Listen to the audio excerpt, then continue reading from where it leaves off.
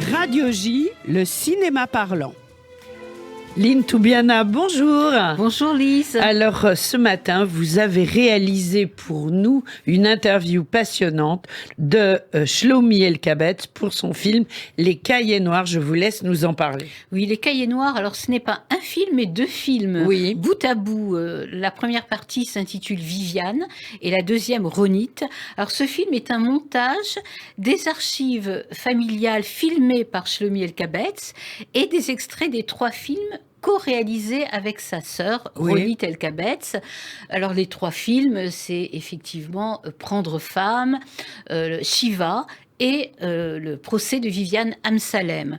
Voilà, c'est un hommage vibrant, magnifique à sa sœur, Ronit El-Kabetz, cette actrice israélienne hors du commun et qui est morte à 51 ans d'un cancer.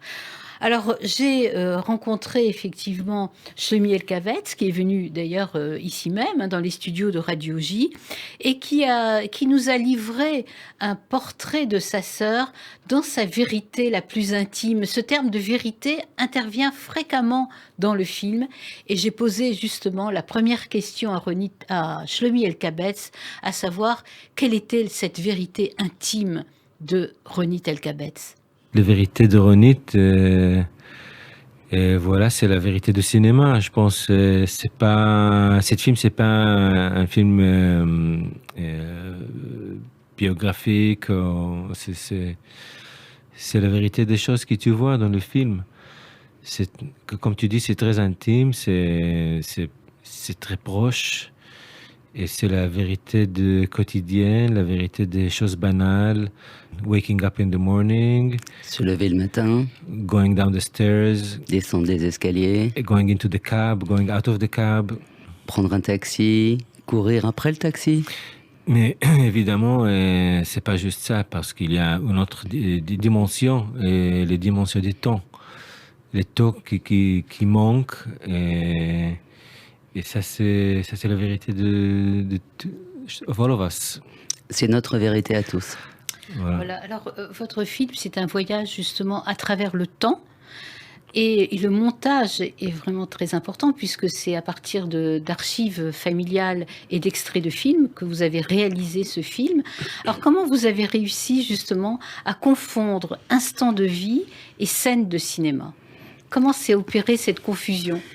Well, first, il faut dire, I never shot this film.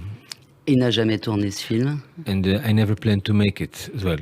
Je n'ai jamais prévu de faire ce film. I shoot, je filme parce que je filme. Je filme pour les derniers 30 ans parce que je filme. Pour moi, les caméras, c'est pas pour les mémoires, c'est pas pour faire un film.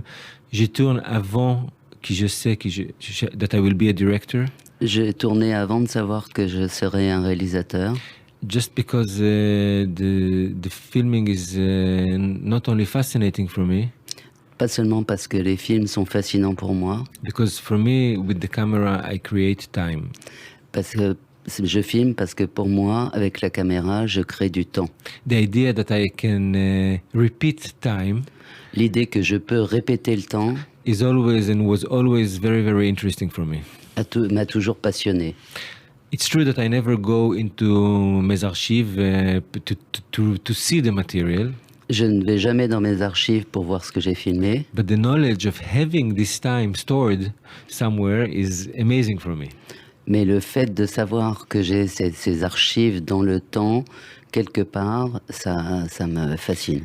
I had an idea that maybe in a very old age I will open my archives and make a film because I'm tired to go to the set or something like this. À un moment donné, j'ai pensé qu'un jour j'ouvrirais ces archives pour regarder ce qu'il y avait dedans, parce que j'étais fatigué d'aller au cinéma. And when time came and I decided that I want to maybe make this film. Quand le temps est venu et que j'ai décidé de peut-être faire ce film. Before my plans. Avant de l'avoir planifié. I did make a very nice 80 minutes film, like a regular documentary film. J'ai fait un petit film de 8 minutes, charmant. Ah oui, 80 minutes. De 80, 80 de 8, 80. 80 minutes.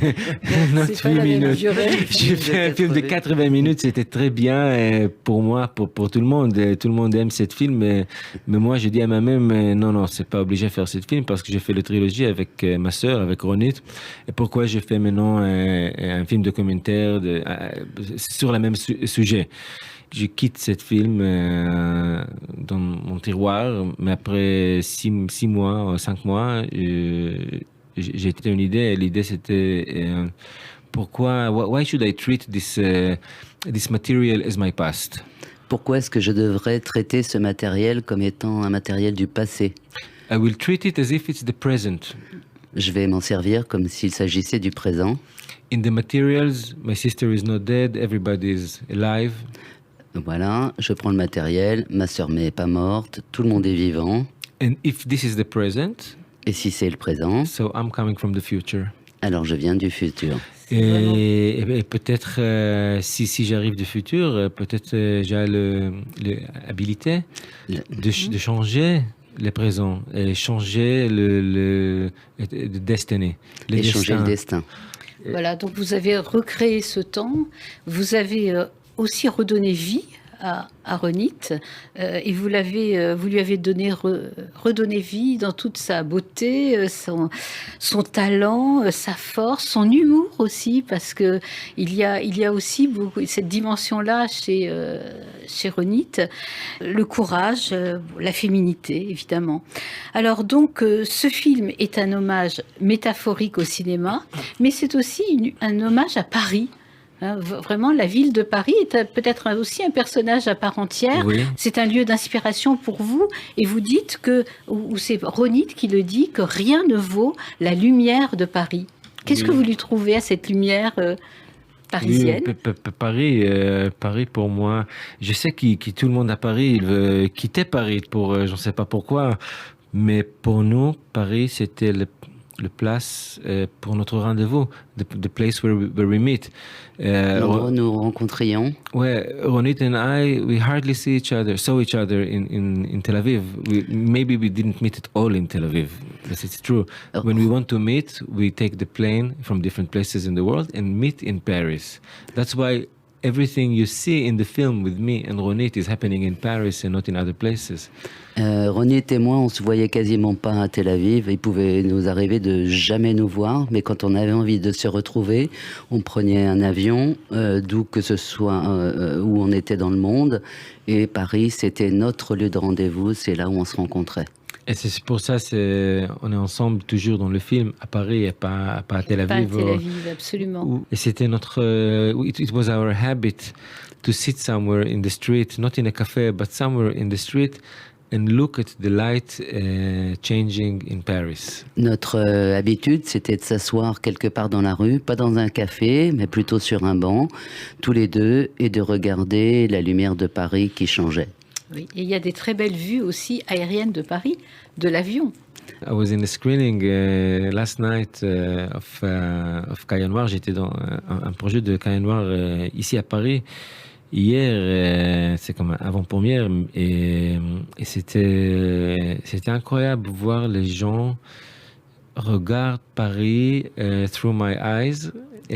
Voir les gens qui regardaient Paris à travers mes yeux. And I was asking some people, how did you meet Paris through my eyes? Et j'ai demandé aux gens dans le public, comment avez-vous trouvé Paris à travers mes yeux? And everybody said it's absolutely familiar. Et tout le monde a dit, c'est très très familier. And that's what I feel when I'm here. Et c'est ce que je ressens quand je suis à Paris. C'est une ville. I feel like a stranger, but at the same time, from within the place, not only familiar. Je me sens étranger, mais à la fois, j'appartiens à cette ville. Mais les choses qui étaient magnifiques, c'était la réaction du public, le rire, de laughs. Oui. Mais Les rires, oui. en Israël, beaucoup de gens laugh throughout the film. They laugh a lot, you know. But here they laugh more. And I was surprised to discover so many places that were like full with humor in the film. You know, when the audience laugh, it teaches me also to laugh. Alors on rit, c'est sûr, on rit, mais on pleure aussi. Non, oui, à la fin, à la fin tu pleures. Oui, à la fin tu pleures, oui. Les gens en Israël, pour traduire, les gens en Israël rigolent beaucoup, mais en France, ils rigolent encore plus, et rigolent à des endroits qui, moi, m'apprennent aussi des choses. Alors, donc, ce film est effectivement hanté, malheureusement, par la mort, par la peur aussi. La peur, justement, Ronit dit qu'il ne faut pas coopérer avec la peur. C'est une ode au courage, à la vie, à la liberté aussi, et à un appétit de vie incroyable. D'ailleurs, comme la mère de Ronit, qui, lorsqu'elle vient en France, veut vivre sa vie à en crever, c'est ce qu'elle exprime. Alors, justement, à propos de la mère, comment a réagi votre mère, Shlomi, How did your mother react? à la projection de ce film? You can imagine it was not easy for her to see the film. Vous pouvez imaginer que c'était pas très facile pour elle de voir le film. But I know she loves it extremely. Mais je sais qu'elle a adoré le film. My mother always had this weird relationship with cinema. Ma mère a toujours eu cette étrange relation avec le cinéma. Because when Ronit and we did the trilogy, it's not the story of my mother, but everybody put it on my mother. Quand on a fait la trilogie avec Ronit, cette trilogie, c'est pas vraiment l'histoire de ma mère, mais tout le monde y a vu ma mère. And I think that today she cannot think about herself without Vivian. It's a very... Et aujourd'hui, elle ne peut pas parler d'elle-même sans penser à Viviane. It's like a very rare case that a person who is not a prime minister or I don't know. C'est un cas très rare où une personne qui est pas un premier ministre ou je sais pas quoi win four feature films on his name. à 4 longs métrages en son nom. Enfin, et dans 4 longs métrages. À propos d'elle, pardon. It's a very unique reflection. I can't even imagine. C'est une réflexion très unique et j'ai même du mal à imaginer. If somebody would have made 4 films about me, I don't know what I would do. Voilà, en tous les cas, la réaction du public, là, jusqu'à présent, est extrêmement positive. La réaction également de la presse. C'est un film vraiment bouleversant que j'ai vu au Festival de Cannes au mois de mai et que j'ai trouvé vraiment superbe.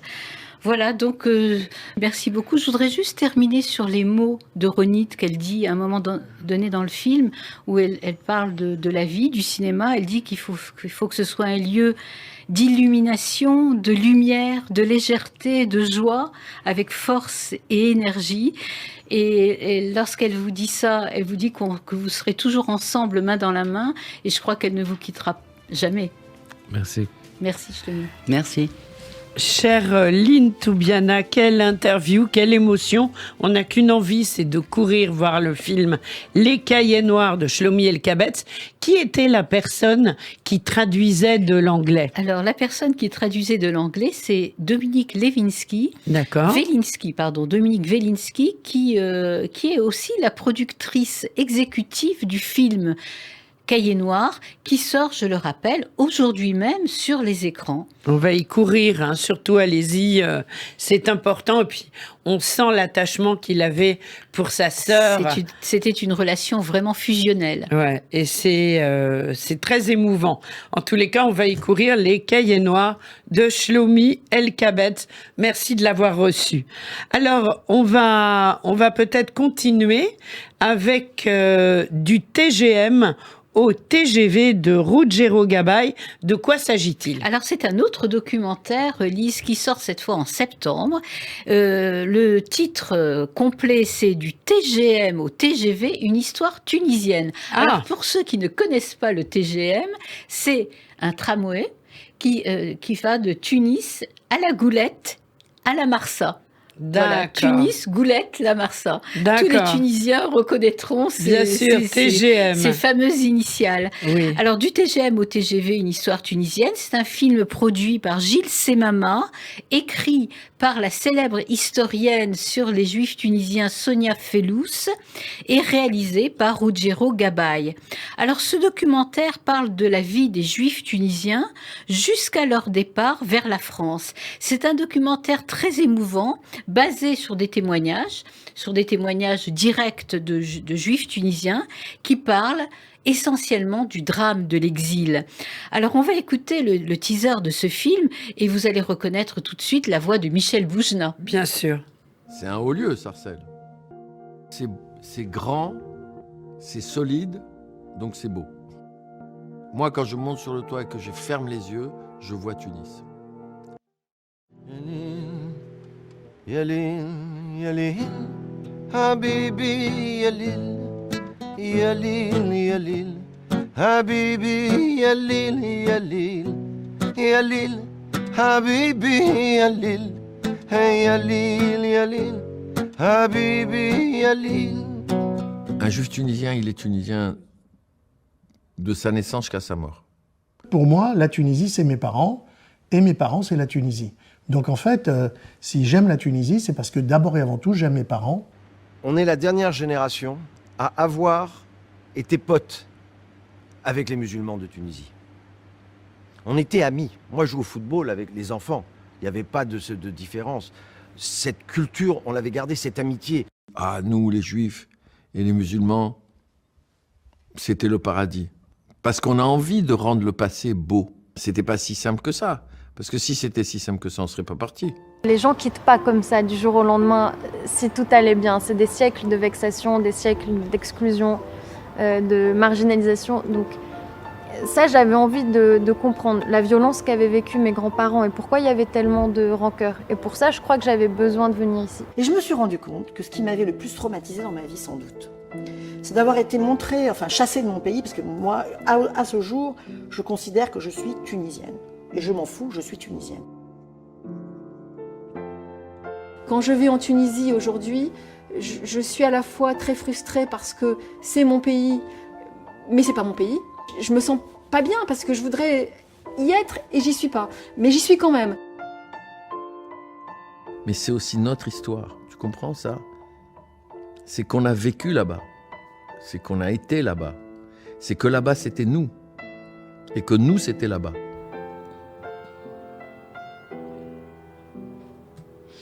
Voilà, du TGM au TGV, c'est passionnant. Ça sort en septembre. Absolument, On n'a oui. qu'une envie en entendant ça, Tout c'est à d'y fait. courir. C'est magnifique. Il y a plusieurs témoignages vraiment passionnants. Et c'est, on rit, mais on pleure aussi. Mais bien sûr, bien sûr. Donc vraiment, on en reparlera de toute façon en septembre. Cherline, juste avant de se quitter, je crois que vous allez assister à 2 festivals. Oui. On aura l'occasion d'en reparler. Je vous prendrai en direct. J'adore quand Lynn est en direct des festivals. C'est Alors, de toujours Deauville passionnant. ou de Venise? Alors, Venise d'abord, je crois. Ce sont 2 festivals qui vont se succéder. Voilà, Alors, je pense que c'est concomitant. plutôt Deauville d'abord et ensuite Venise. D'accord, on aura l'occasion d'en reparler, bien entendu. Merci beaucoup d'avoir été avec nous. Et puis, je vous laisse lancer la chanson sur laquelle on se dit au revoir aujourd'hui. Oui, la chanson Le Café des Délices, interprétée par Patrick Bruel. Bien sûr, on va chanter avec lui, avec Boujna d'ailleurs. Merci beaucoup, bonne journée.